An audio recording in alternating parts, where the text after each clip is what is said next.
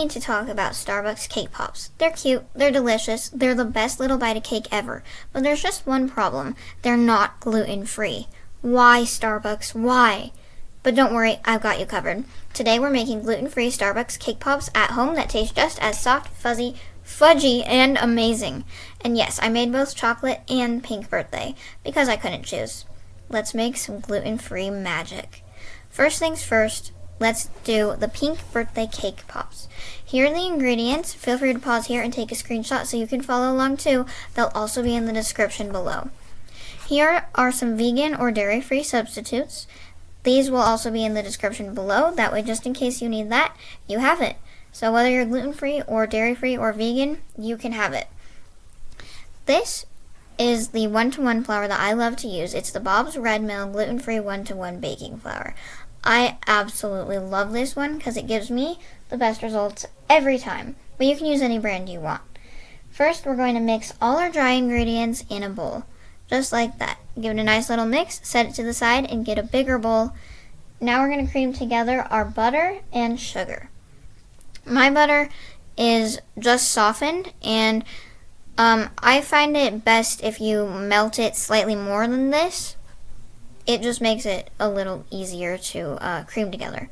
Then you're going to add your milk, eggs, and vanilla.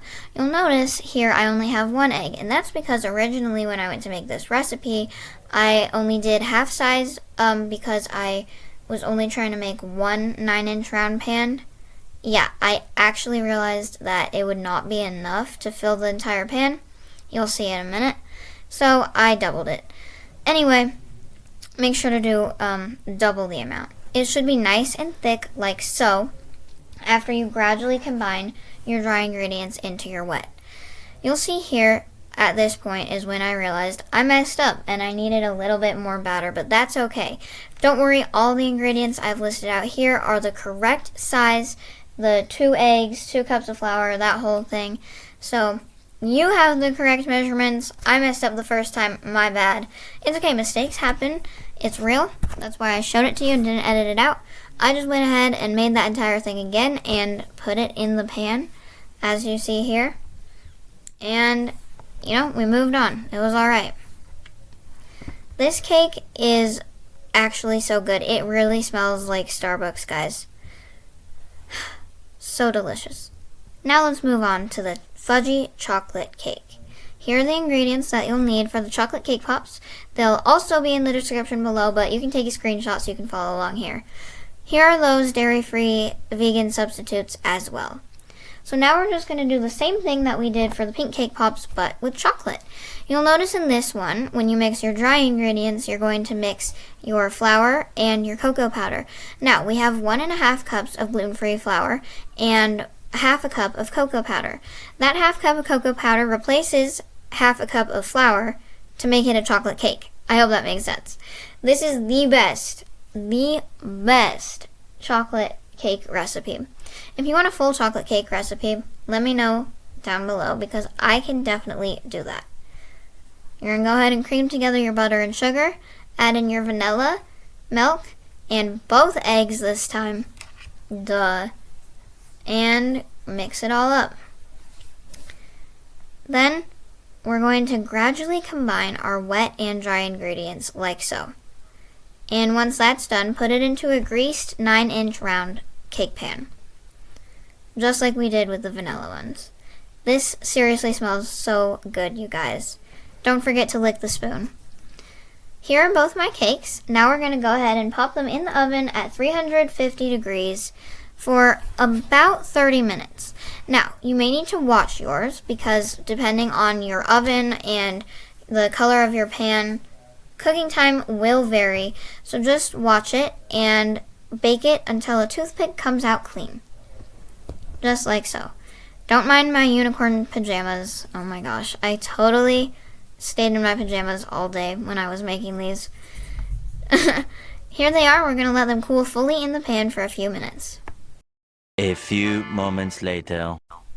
Okay, once they're fully cooled, we're going to go ahead and take them out of the pan carefully. Now, we're going to you're going to want to make sure that it's completely cooled before moving on with this. I know it's hard, but trust me, if you try to rush this step, you'll end up with cake pop mush, and then you'll cry. And nobody wants that. We're going to carve off all the caramelization once the cakes are completely cooled. That makes sure that we get nice, clean, fluffy cake pops with no hard edges. I totally leaned in and smelt it at this point. That's what that was right there. Because it really smells just like the Starbucks one, you guys. Look how beautiful that cake is. Just carve off all the caramelization. Be super careful that you don't cut yourself. And it's perfect. Now comes the fun part, destroying the cake. For best results, channel all your stress into this step. Just smash, crumble, and go wild. This is super, super fun.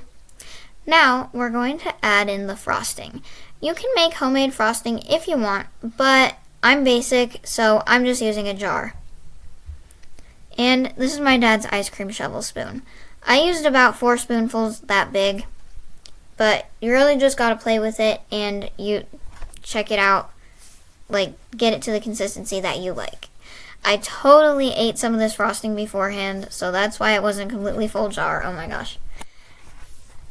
You want a texture that's soft but not sticky. Kind of like Play-Doh, but, you know, edible. Just play around with it, mush it up, have some fun, lick your fingers in the process, who cares? It's delicious, it's fun. You want a texture like this that holds together well, just like Play-Doh. Now, once you've got that, you're going to line a pan with parchment paper and roll them up into little balls. Have some fun playing with it. I did, for sure. Taste test here and there if you want. If you need to add a little more frosting because they're not holding well, you can definitely do that, but don't add too much or else they will be sticky. My sweet spot was about 4 big, massive spoonfuls. Roll them all up into balls like so. Ta-da, look how cute those are. And now we're going to do the same thing with the chocolate. Look how clean that came out of the pan, you guys. Oh my gosh, I'm obsessed. Again, we're going to carve off all that caramelization just to get the cake pops really nice and soft, to make sure we have no crunchy bits. Look at all that sponginess. We want to keep that. You want that texture in the cake pop. You don't want those hard cake edges. This part is honestly so satisfying, and you can totally eat the cake scraps too. That's what I did. A little snack while you bake. Now we're going to crumble that all up again. This time, you're going to add some spoonfuls of chocolate frosting. I found that I actually only needed 2 spoonfuls of the chocolate frosting. I don't know exactly why that is. I think my chocolate cake is a little bit more moist, but I only needed the 2 spoonfuls, and it was a little messy at first, but just keep playing with it, and it'll eventually come together. And then, once it's that Play-Doh texture like so, you're going to do the exact same thing. Roll it into balls and put it on that parchment paper lined pan. Now the parchment paper is super important because if you just put it on a plain pan, they will stick and they will freeze to it. Speaking of freezing, listen up, this step is super important. Freeze them for at least 15 minutes. If you don't, they will fall apart when you dip them in chocolate, and that's just tragic. Stay strong, be patient, your cake pops deserve it. 1 eternity later. Okay, so now that the cake pops have been in the freezer for 15 minutes, I'm going to take some chocolate melting wafers and some white melting wafers, and I melted them in the microwave for 30-second intervals, and I would just put it in for 30 seconds, mix. Another 30 seconds, mix, until fully melted like so. Then I got my cute little cake pop sticks, and you just dip it in the chocolate, and then quickly dip it into the cake pop ball.